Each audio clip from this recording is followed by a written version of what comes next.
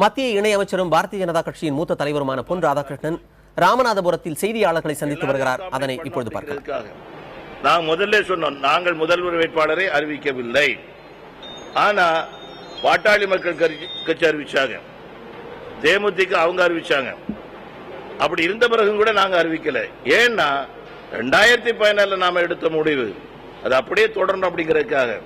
சொன்ன வாக்குறுதியில் நிலைத்து நிற்கக்கூடிய கட்சி பாரதிய ஜனதா கட்சி. அதனாலதான் நாம அறிவிக்கல.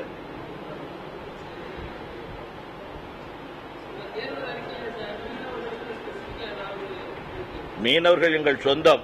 அவர்களுக்கு இருக்கக்கூடிய பிரச்சனைகளை எல்லாம் தீர்த்து நிரந்தரமான ஒரு விடிவு காலத்தை ஏற்படுத்துவது எங்களுடைய கடமை. அதற்காக உழைத்துக் கொண்டிருக்கின்றோம். அது மீனவ சொந்தங்களுக்கு நன்றாகவே தெரியும்.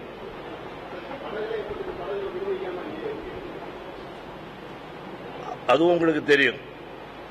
எப்ப பார்த்தாலும் நாம பிடித்து வச்சிருக்கக்கூடியவங்களை விடுங்க விடுங்க இதான் சொல்லிட்டு இருக்கிறோம். இந்த கால அவகாசத்தை கொஞ்சம் கொடுங்க. பிடித்து வைத்திருக்கக்கூடிய மீனவர்களை விடுங்க விடுங்கன்னு சொல்றதுக்கு பதிலாட்டு இந்த பிரச்சனைகளுக்கு முடிவு காணுவதற்கு வாருங்கன்னு சொல்லி கூப்பிட்டு வச்சு பேசணும். அதுக்கு கால அவகாசம் தேவை. அதனால கைதுகள் இல்லாம இருக்கணும்.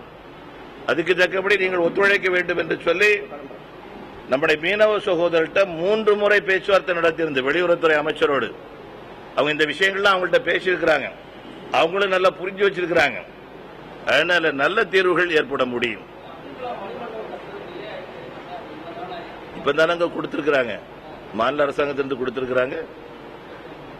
இந்தியாவில் இருக்கக்கூடிய மிகச்சிறந்த நினைவிடங்களிலே ஒன்றாக அது வரும். ஆமா, அதாவது ராமேஸ்வரம் தீவு எப்படி புனிதமாக கருதப்பட்டு அந்த தீவினுடைய மண்ணை தொடுவதற்கு மக்கள் தவம் இருந்து வடக்கிருந்து வர்றாங்களோ, அதே போல ஐயா அப்துல் கலாம் அவருடைய தரிசனத்தை பெறுவதற்காகவும் அவருடைய இடத்தில் மண்ணை தொட்டு வணங்குவதற்காகவும் இனி வருகின்ற காலத்திலே வருவார்கள்.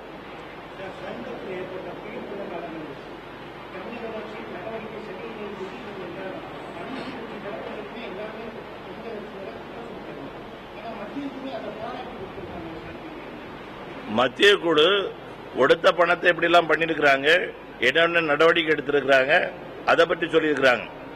வந்த பின்னாடி என்ன பண்ணிருக்காங்க அப்படின்னு, வர்றதுக்கு முன்னாடி என்ன செய்திருக்கணும், இதெல்லாம் தடுத்து நிறுத்தி இருக்கணும். அதெல்லாம் ஒன்றும் பண்ணல.